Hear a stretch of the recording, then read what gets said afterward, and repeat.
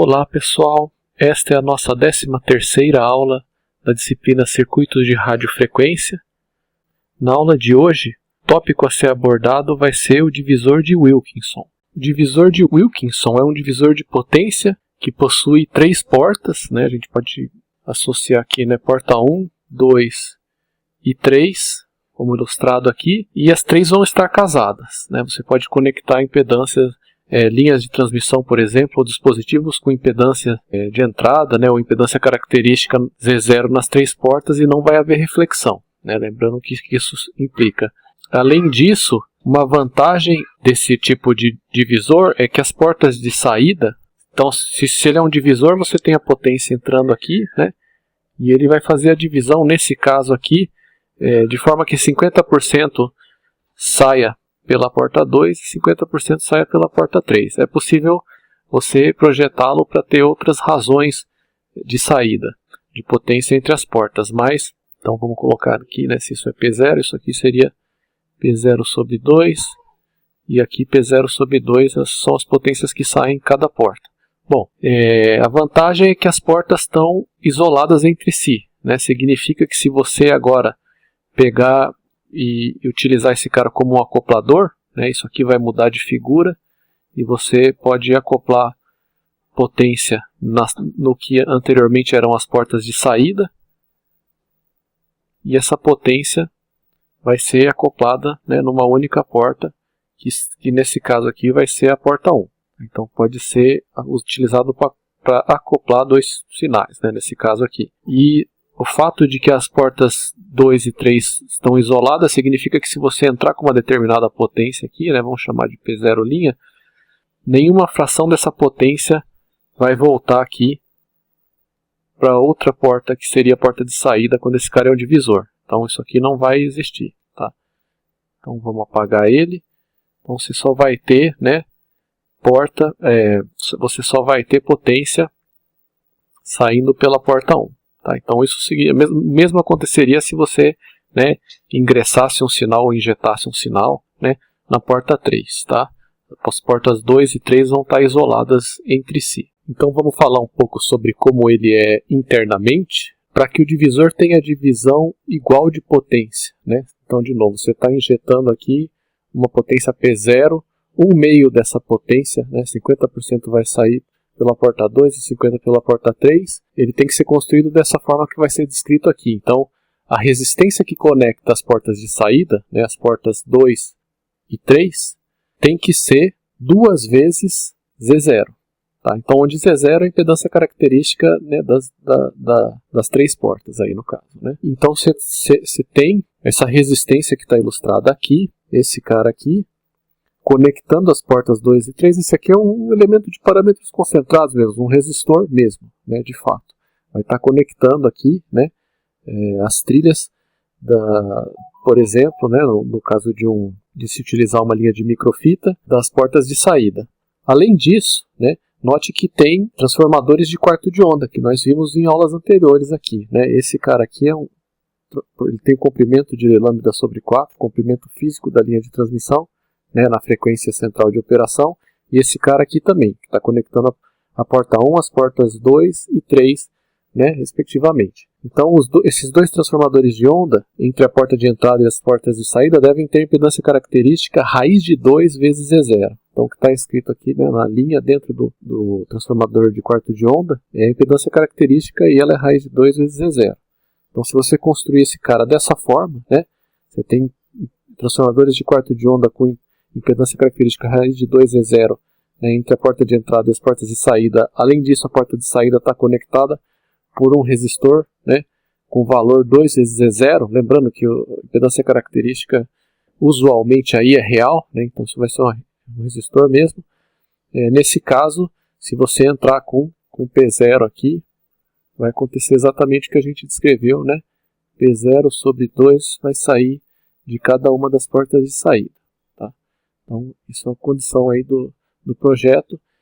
E aqui está ilustrado nessa figura, né, o dispositivo em linha de microfita. Né? Então, embora não esteja explicitamente desenhado aqui, na linha de microfita, lógico, você tem um plano terra aqui embaixo. Né?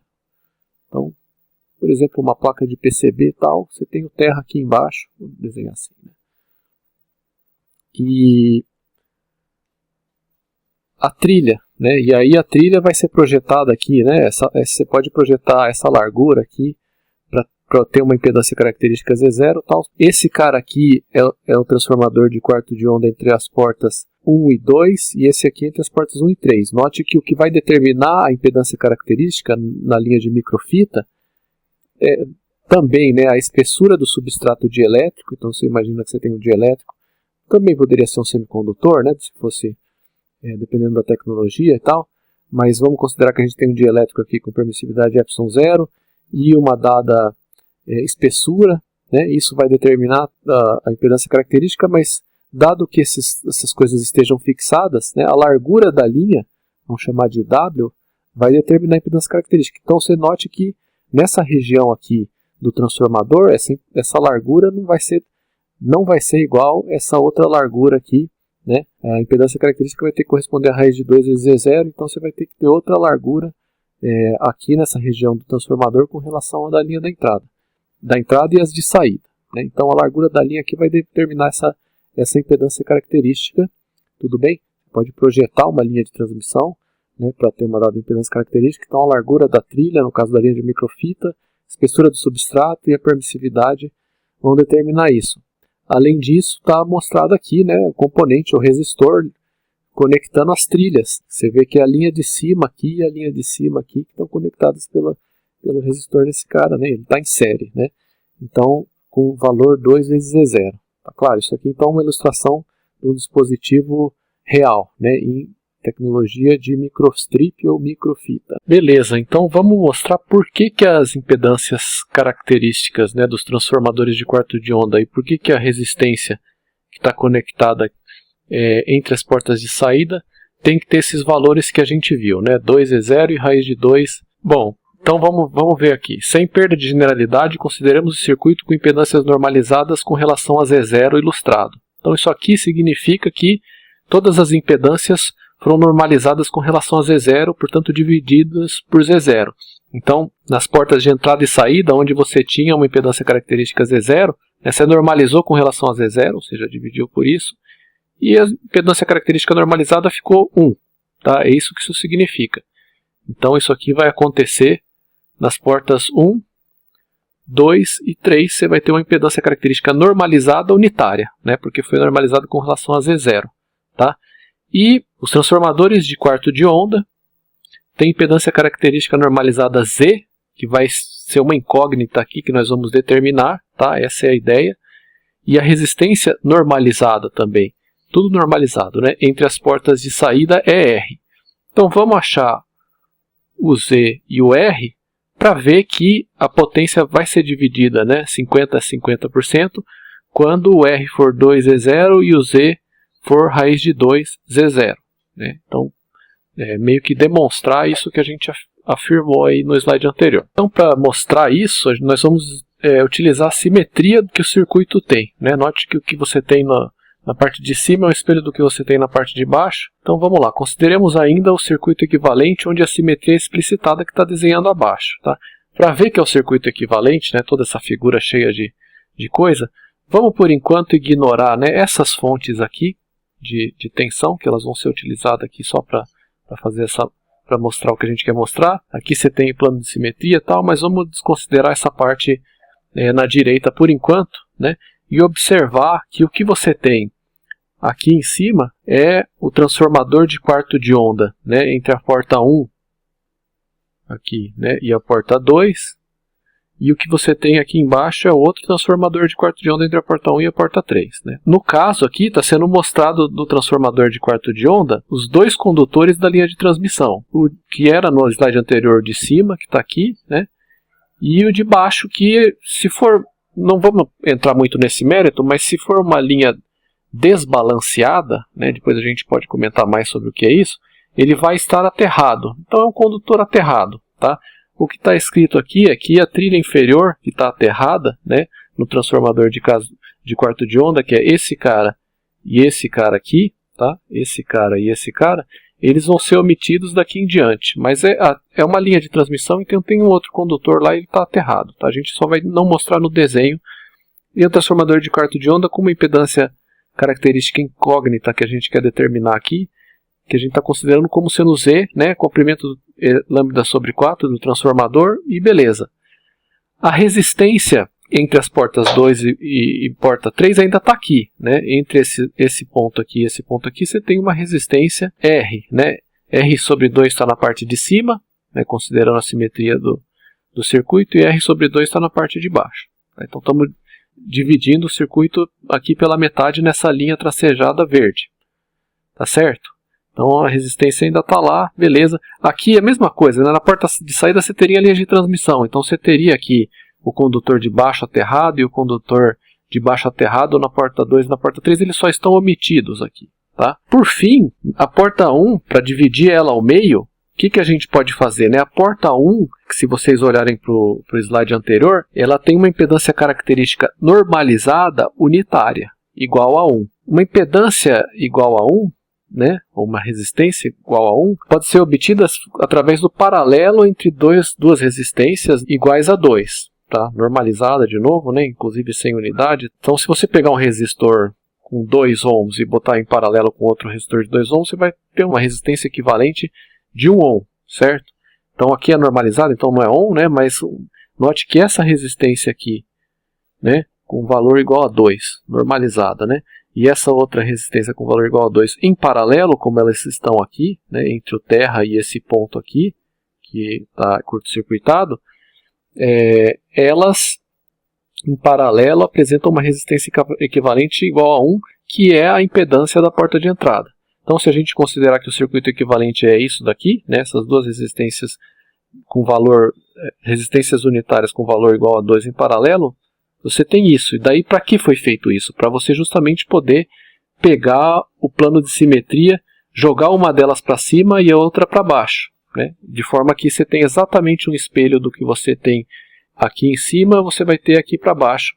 É um espelho e você pode considerar dessa forma só metade do circuito. Tá? Aqui ó, você tem uma resistência aqui igual a 1, uma resistência igual a 1 aqui. O que isso está modelando aqui? Né? Vamos colocar assim.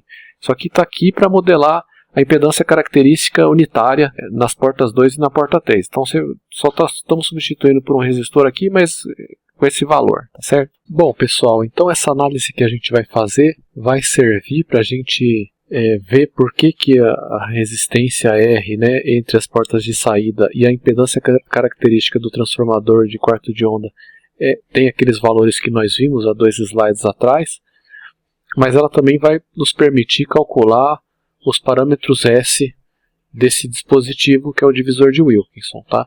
Então nós vamos excitar esse dispositivo a partir das portas de saída e, por exemplo, ver o que sai pela porta de entrada e tal. Isso vai permitir calcular os parâmetros S e nesse caminho nós vamos ver por que o dispositivo tem esses parâmetros com esses valores que a gente mencionou. Tá? Então a análise pode ser feita definindo 2 modos de excitação na saída. Então por isso que os geradores aqui estão colocados na saída do dispositivo.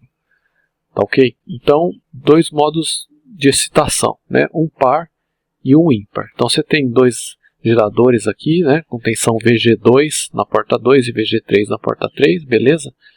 Logo na entrada aqui, né, dessa resistência 1 que está modelando na verdade a impedância característica de entrada aqui da porta 2 e da porta 3, né, tá? Então por isso é unitária. E daí para o modo par, os valores de tensão dessas duas fontes aqui vão ser, né, esses 2 geradores vão ser VG2 igual a VG3 igual a 2 volts.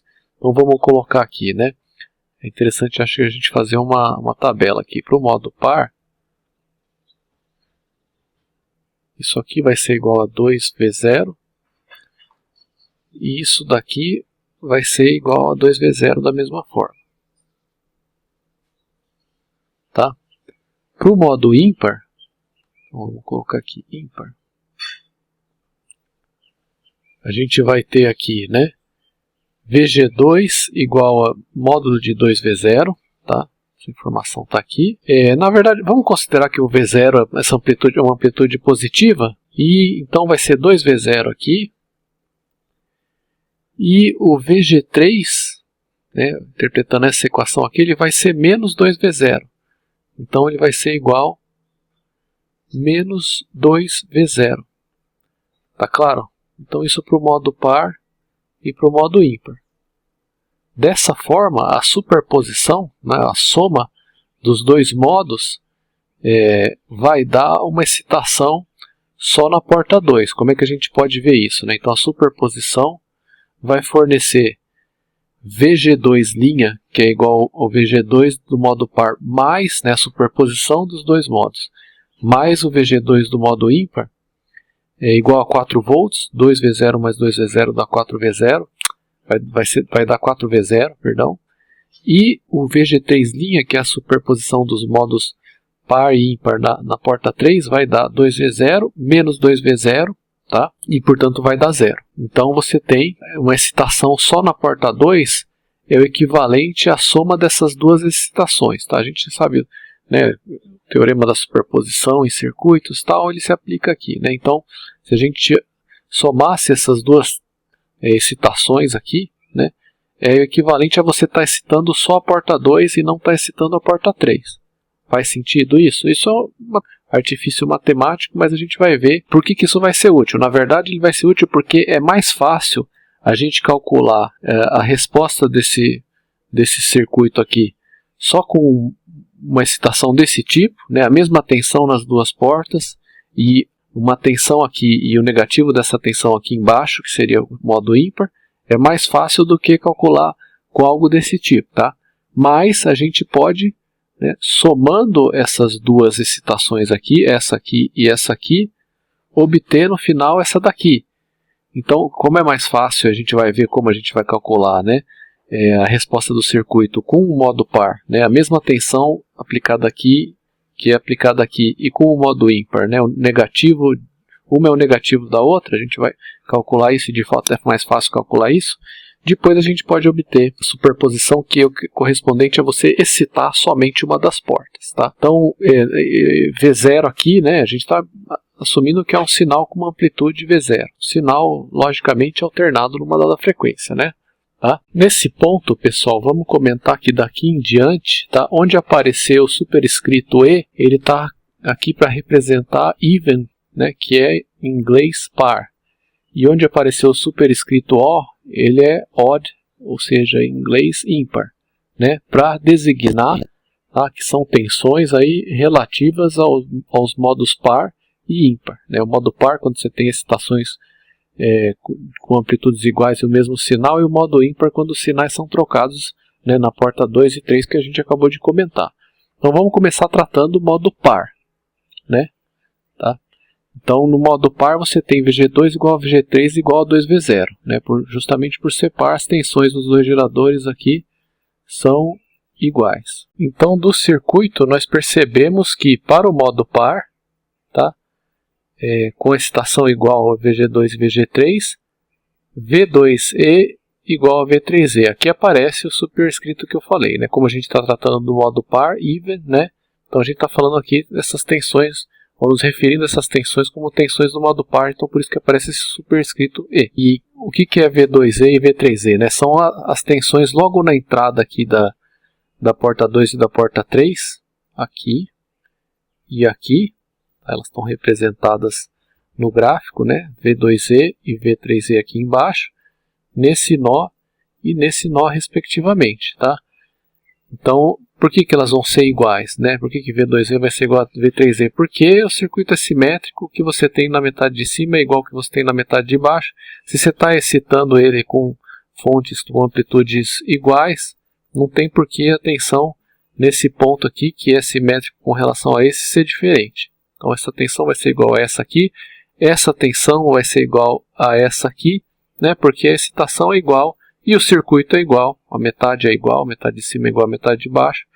Então essa tensão é igual a essa de baixo e, por consequência, né, não vai fluir corrente aqui. A corrente nesse ponto vai ser igual a zero. A mesma coisa aqui, né, desse nó para esse nó não vai fluir corrente, não fluiria corrente. Porque, né, diferença de potencial é zero. Se você tem uma resistência e não está aplicando nenhuma diferença de potencial, se você tem 2 volts aqui, também tem 2 volts aqui, não vai fluir corrente nenhuma. Por isso, a gente pode considerar só a metade do circuito, vamos supor só a metade de cima, e substituir esse nó aqui e esse nó aqui por circuitos abertos, porque a gente sabe que num circuito aberto, né, justamente não flui corrente. O circuito é interrompido aqui, não vai passar corrente porque não tem por onde as cargas, os elétrons passarem, né, de fato, né? Então, ou seja, a gente vai considerar só a metade de cima, isso simplifica a análise, e considerar que a gente tem um circuito aberto, né, ou OC é Open Circuit, então circuito aberto aqui e aqui também. Então agora o circuito é simplificado e a gente tem isso daqui. Aqui ele só está reproduzido, né, excitação par, a outra metade você teria a mesma excitação, um aberto aqui e outro aberto aqui. Não vai fluir corrente nem aqui, nem aqui. O circuito equivalente contém dois abertos. V2E é a tensão logo na entrada da porta 2 para o modo par. V1E é a tensão logo na entrada da porta 1 para o modo par. Lembrando que a gente discutiu por que a gente tem essa impedância igual a 2 aqui, tá? Mas logo na entrada das portas aqui, nessa ponta do transformador de quarto de onda e nessa outra ponta do transformador de quarto de onda, você tem essas duas tensões